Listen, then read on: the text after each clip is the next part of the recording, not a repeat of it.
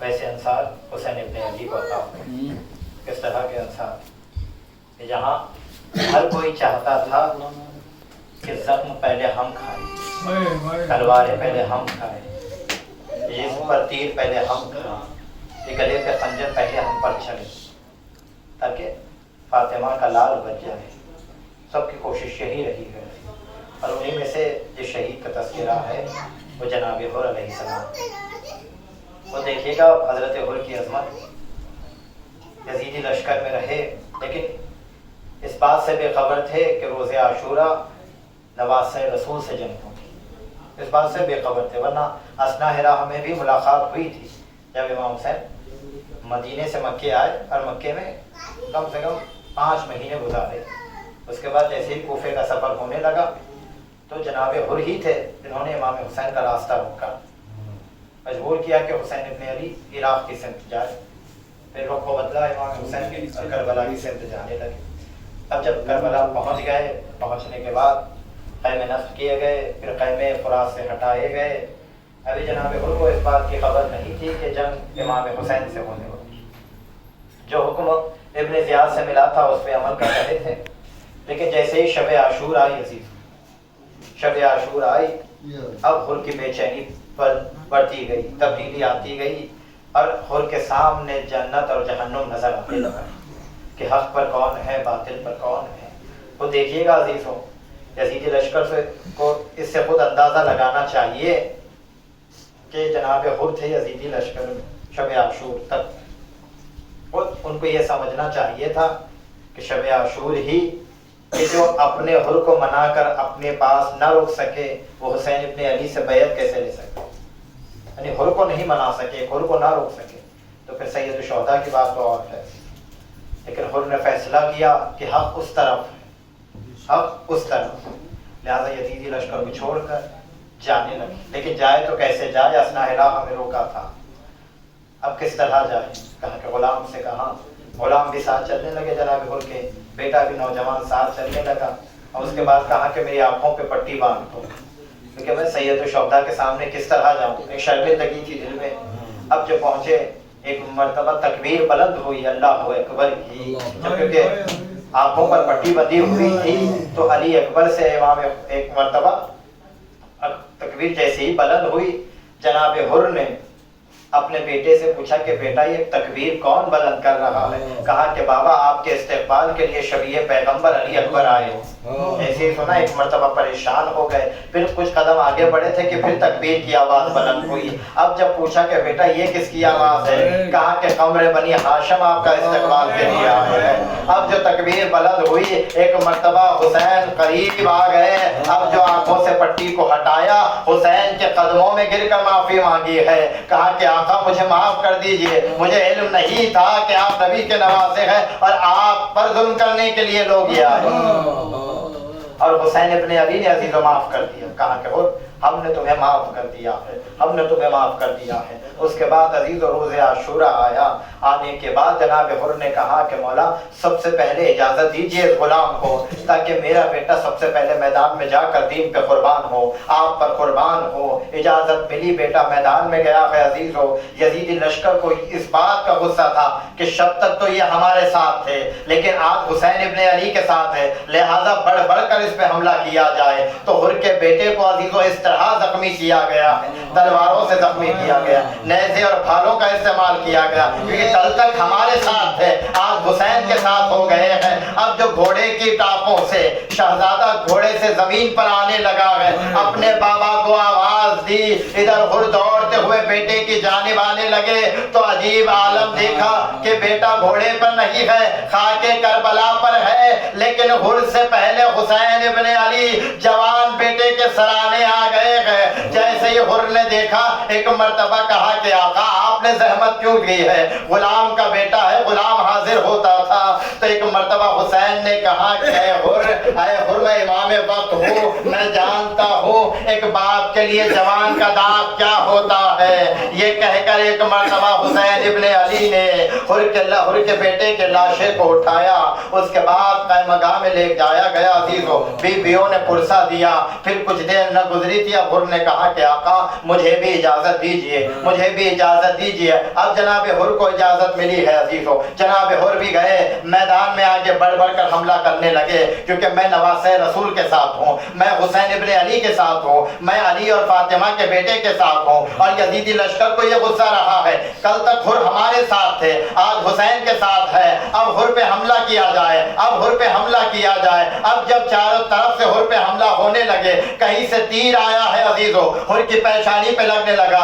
کہیں سے تلوار آئی جو پشت پہ آ کے لگنے لگے، بس ایسے عالم میں جب حر زخموں سے چور ہو گئے اور گھوڑے سے زمین پر آئی، آنے کے بعد آواز دی حسین کو، آقا غلام کا سلام قبول کرے۔ اب جو حسین قیمگاہ سے حر کے لاشے پر پہنچے، یہ فریاد کرتے ہوئے آ رہے تھے، ارے ابھی ابھی تو ہمارے مہمان ہوئے تھے، حسین کتنا غریب ہو گیا ہے، ارے مہمان کو پانی تک نہ دے سکا،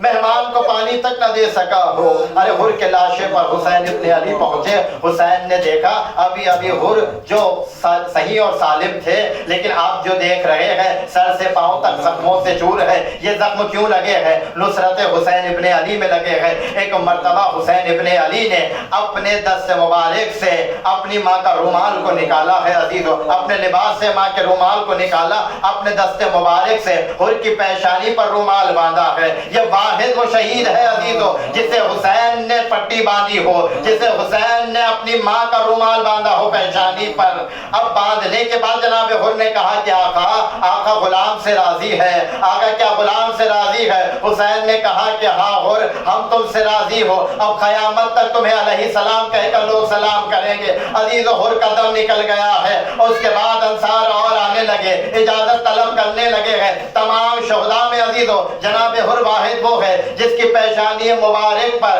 امام حسین نے پٹی باندھی ہے، اپنی ماں کا رومال باندھا ہے۔ یہ شہداء میں منفرد فضیلت ہے جناب حر کی، لیکن انہی شہداء میں عزیزو چاہے وہ انصار ہو چاہے اقربا ہو، سب کی اپنی قربانی کا جذبہ تھا، سب شہید ہوئے ہیں، کوئی تیر کھایا ہے، کوئی تلوار کھایا ہے، کوئی نیزہ و بالا سے شہید ہوا ہے، ہر ایک کا ایک جذبہ شہادت تھا۔ لیکن 72 شہداء میں 2 شہید ایسے رہے گئے عزیزو جسے حسین کا صدقہ کہا گیا ہے،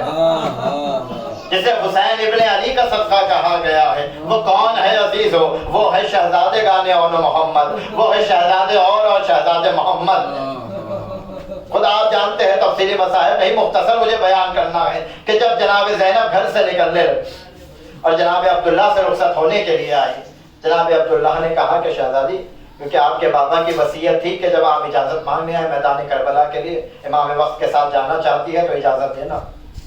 تو میں نے آپ کو اجازت دی ہے، جو چیز چاہتے ہیں آپ اپنے ساتھ لے کر جائیں۔ اس کے بعد جناب عبداللہ نے جناب زینب سے سوال کیا کہ شہزادی آپ کے نانا کا فرمان ہے کہ جب بھی سفر پہ جائے تو صدقہ نکالا جاتا ہے، صدقہ نکالا جاتا ہے، کیا آپ نے صدقے کا انتظام نہیں کیا؟ جناب زینب نے کہا کہ عبداللہ میں نے صدقے کا انتظام نہیں کیا ہے۔ جناب عبداللہ نے کہا کہ شہزادی گھبراؤ نہیں، میں نے صدقے کا انتظام کیا۔ جناب زینب نے دائیں جانب دیکھا، کبھی بائیں جانب دیکھا، کہا کہ عبداللہ یہاں تو کوئی جانور نظر نہیں آتا، یہاں تو کوئی دمبا نظر نہیں آتا جو راہ خدا میں صدقہ دیا جائے تاکہ بلا اور مصیبت سے بچا جائے۔ کہا جناب عبداللہ نے کہ شہزادی جب بڑا کام کیا جاتا ہے تو قربانی بھی بڑی دی جاتی ہے۔ یہ کہہ کر انہوں نے محمد کو آگے کیا کہ شہزادی جب حسین پر کڑا وقت آ جائے تو ایک میری جانب سے قربان کر دینا، ایک آپ کی جانب سے قربان کر دینا، ارے یہ میری طرف سے حسین پر صدقہ ہے۔ یہ کہہ کر عزیز ہو شہزادی محمل پر سوار ہو گئے اور دونوں شہزادے جانے لگے منزل پر۔ اثناء راہ میں اللہ سب کو کربلا کی زیارت نصیب کرے۔ آج تو بہت آسان ہے عزیز و جانا، لیکن کل کتنا دشوار اور مشکل تھا، اونٹوں کا سفر تھا، رہوار کا سفر تھا۔ ایسے عالم میں جہاں امام حسین مدینے سے مکہ گئے، مکے سے پھر کوفہ جانا چاہتے تھے، پھر کربلا آئے، اس مدت کے سفر میں یعنی مکمل 6 مہینوں میں کس طرح حسین ابن علی کا قافلہ کربلا کی سمت جاتا ہے اور اثنا ہراہ میں عرب کی دھوپ بہت تیز ہوا کرتی تو بار بار جب دھوپ تیز ہوتی تھی اثنا ہراہ میں گرد و غبار آنے لگتی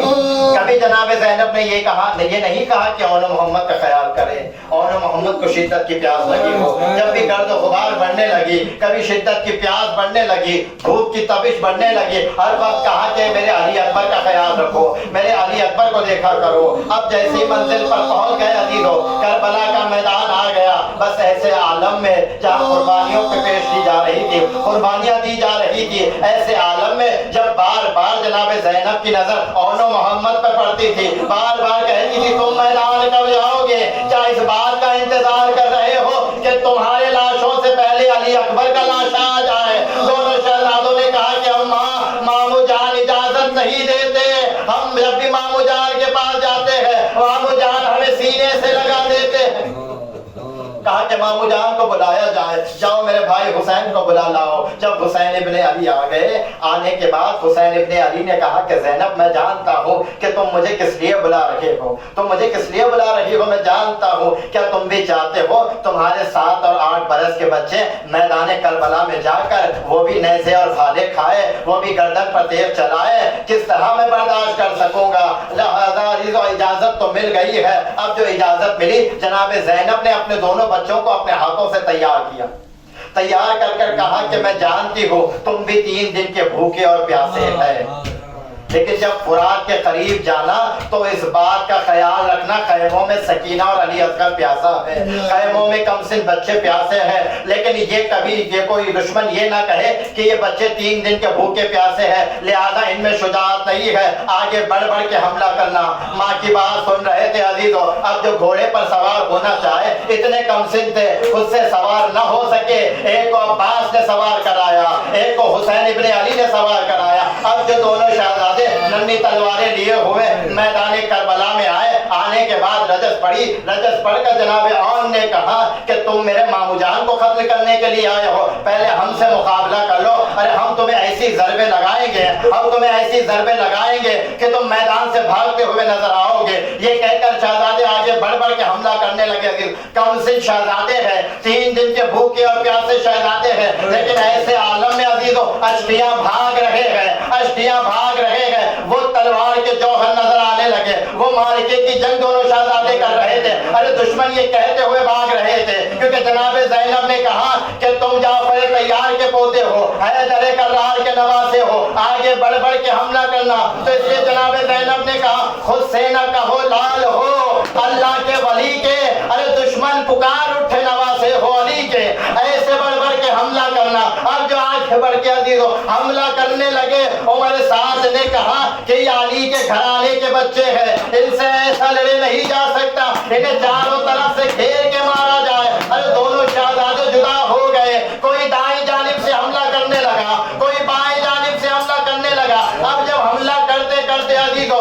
فرات کے قریب آنے لگے اور فرات کی ٹھنڈی ہوا آنے لگی ایک مرتبہ اون نے محمد سے کہا کہ بھیا کاش سکینہ کی مشق ساتھ لے کر آتے تو نہر سے پانی بھر کے ہم سکینہ اور علی اصغر کو پانی پلاتے ایسے عالم میں بھی اپنی پیاس کا خیال نہیں رہا عزیزو سکینہ اور علی اصغر کی پیاس کا خیال رہا اب جو آگے بڑھ بڑھ کے حملہ کرنے لگے عزیزو لیکن دشمن جانتے تھے یہ کم سن شہزادے ہیں 3 دن کے بھوکے اور پیاسے شہزادے ہیں اب جو گھیر کر حملہ کیا گیا کوئی دائیں جانب سے حملہ کرنے لگا کوئی بائیں جانب سے حملہ کرنے لگا بس ایسے عالم میں جب تیر جسم مبارک پر پیوست ہوئے کسی نے پشت پر تلوار لگائی ہے کسی نے گرز سر پر لگایا ہے کس نے پھسلیوں پہ وار کیا ہے کسی کا نیزہ آ کے لگا ہے کسی کا بھالا آ کے لگا ہے عزیزو بھالے کا وہ خط ہوتا ہے جو اون محمد سے زیادہ طویل تھا اب جو گھوڑوں پہ دونوں شہزادے عزیزو ڈگمگانے لگے اب جو تاب نہ لا سکے زخموں کی گھوڑے سے زمین پر آئے اب جو گھوڑے سے زمین پر آئے ایک مرتبہ اون نے کہا مامو جان میرا سلام آ کر قبول کرے لیکن عزیزو جب محمد گرنے لگے حسین کو آواز نہیں دی بلکہ بے ساختہ کہا کہ اماں آپ کا محمد گھوڑے سے گر رہا ہے زینب کی آواز زینب نے بچوں کی آواز سنی ایک مرتبہ